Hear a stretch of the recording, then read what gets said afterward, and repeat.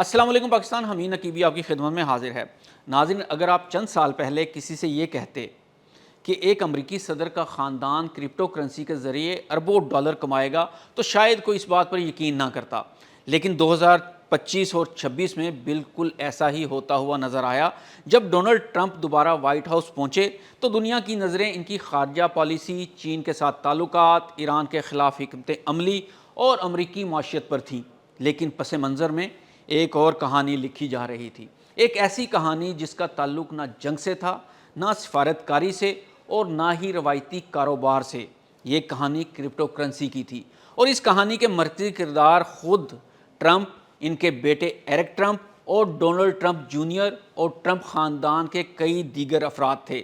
ابتدا میں بہت سے لوگوں نے اسے صرف ایک سیاسی برانڈنگ سمجھا، لیکن جلد ہی یہ واضح ہو گیا کہ معاملہ اس سے کہیں بہت بڑا ہے۔ ٹرمپ خاندان نے بیک وقت کئی مختلف کرپٹو منصوبوں میں قدم رکھا: meme coin, DeFi platform, stablecoin اور بٹ کوائن مائننگ، یعنی کرپٹو مارکیٹ کا تقریباً ہر بڑا شعبہ۔ اور پھر شروع ہوا پیسے کا سیلاب۔ سب سے پہلے بات کرتے ہیں ورلڈ لبرٹی فائنینشل کی۔ یہ وہ منصوبہ ہے جسے بہت سے تجزیہ کار ٹرمپ خاندان کی کرپٹو سلطنت کا مرکز قرار دیتے ہیں۔ اس منصوبے کا بنیادی مقصد ایک ایسا مالیاتی نظام بنانا تھا جو روایتی بینکنگ کے متبادل کے طور پر پیش کیا جا سکے، لیکن اصل کمائی ٹوکن فروخت سے ہوئی۔ جیسے ہی ٹرمپ کا نام اس منصوبے کے ساتھ جڑا، ہزاروں نہیں بلکہ لاکھوں سرمایہ کار اس کی طرف متوجہ ہو گئے۔ لوگوں نے سمجھا کہ اگر امریکہ کا صدر اور اس کا خاندان کسی منصوبے کے پیچھے کھڑا ہے تو شاید یہ مستقبل کا بڑا مالیاتی انقلاب ثابت ہو سکتا ہے، اور سرمایہ بھی بہت آ سکتا ہے۔ ٹوکن فروخت ہوتے گئے اور اربوں ڈالر جمع ہوتے گئے۔ تحقیق کے مطابق ٹرمپ خاندان کی سب سے بڑی کمائی اس منصوبے سے ہوئی، لیکن کہانی یہاں ہی ختم نہیں ہوتی۔ اس کے بعد آیا ٹرمپ کوائن، ایک ایسا اثاثہ جس کی بنیادی قدر اکثر کمیونٹی اور جذباتی جوش پر قائم ہوتی ہے۔ جیسے ہی لانچ ہوا، سرمایہ کار ٹوٹ پڑے، قیمت آسمان کی طرف دوڑنے لگی، سوشل میڈیا پر ہنگامہ برپا ہو گیا، لوگ راتوں رات امیر ہونے کے خواب دیکھنے لگے۔ کئی سرمایہ کاروں نے اپنی جمع پونجی لگا دی، لیکن پھر وہی ہوا جو اکثر میم کوائن کے ساتھ ہوتا ہے۔ ابتدائی جوش ختم ہوا، مارکیٹ ٹھنڈی پڑ گئی اور قیمتیں گرنا شروع ہو گئیں۔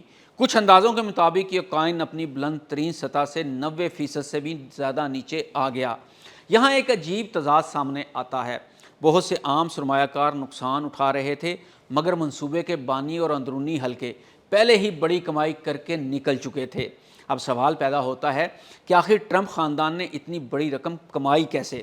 کیا انہوں نے اپنی جیب سے اربوں ڈالر لگائے تھے؟ نہیں، بالکل نہیں۔ یہی اس پوری کہانی کا سب سے اہم حصہ ہے۔ نہیں، ان کی سب سے بڑی طاقت سرمایہ نہیں تھی بلکہ برانڈ تھا۔ ٹرمپ نام خود ایک مالیاتی اثاثہ بن چکا تھا۔ لوگ صرف کسی کرپٹو منصوبے میں سرمایہ کاری نہیں کر رہے تھے، وہ ٹرمپ برانڈ میں سرمایہ کاری کر رہے تھے۔ وہ اس امید پر پیسہ لگا رہے تھے کہ شاید اس منصوبے کو مستقبل میں سیاسی اثر و رسوخ، میڈیا توجہ اور مارکیٹ سپورٹ حاصل رہے گی۔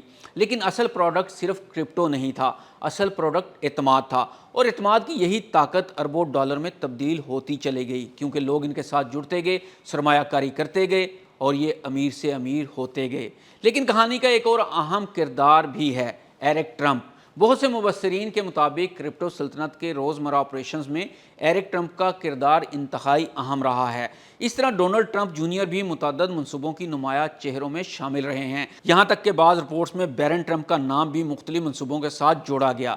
یعنی یہ صرف ایک فرد کی نہیں بلکہ ایک پورے خاندان کی کہانی بنتی جا رہی ہے، ایک ایسا خاندان جو سیاست، میڈیا اور کرپٹو تینوں دنیاؤں میں بیک وقت موجود ہے۔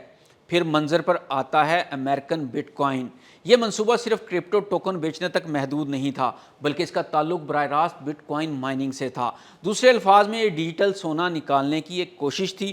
اگر بٹ کوائن مستقبل میں مزید اوپر جاتا ہے تو ایسے منصوبوں کی اہمیت بھی بڑھتی جاتی ہے۔ اس لیے بعض تجزیہ کاروں کا خیال ہے کہ ٹرمپ خاندان صرف موجودہ منافع نہیں کما رہا بلکہ وہ مستقبل کے کرپٹو انفراسٹرکچر میں بھی اپنی جگہ بنا رہا ہے۔ اب ذرا تصویر کا دوسرا رخ دیکھتے ہیں۔ وہ لوگ جنہوں نے ان منصوبوں میں سرمایہ کاری کی، بہت سے افراد نے امید کے ساتھ پیسہ لگایا تھا۔ کئی نے ٹرمپ کے نام پر اعتماد کیا، کئی نے تیزی سے امیر ہونے کا خواب دیکھا، لیکن جب مارکیٹ نیچے آئی تو نقصان بھی انہی لوگوں نے برداشت کیا۔ تحقیقات کے مطابق لاکھوں سرمایہ کاروں کو مجموعی طور پر اربوں ڈالر کے نقصانات کا سامنا کرنا پڑا۔ یہی وجہ ہے کہ ناقدین سوال اٹھا رہے ہیں کہ اگر ایک سیاسی شخصیت کسی مالیاتی منصوبے سے منسلک ہو اور اس دوران عام سرمایہ کار بڑے پیمانے پر نقصان اٹھائیں تو کیا یہ صرف کاروبار ہے یا پھر اس کے اخلاقی پہلوؤں پر بھی بات ہونی چاہیے ہے۔ ناظرین، لیکن چاہے کوئی ٹرمپ کا حامی ہو یا مخالف، ایک حقیقت سے انکار مشکل ہے، ٹرمپ خاندان نے صرف سیاست میں نہیں بلکہ کرپٹو کی دنیا میں بھی اپنی جگہ بنا لی ہے، اور شاید پہلی بار دنیا ایک ایسے منظر کا مشاہدہ کر رہی ہے جہاں white house, but coin, ma'am coin اور اربوں ڈالر ایک ہی کہانی کا حصہ بن گئے ہیں۔ ہمیں نقیبی کو اجازت دیجیے، اللہ حافظ۔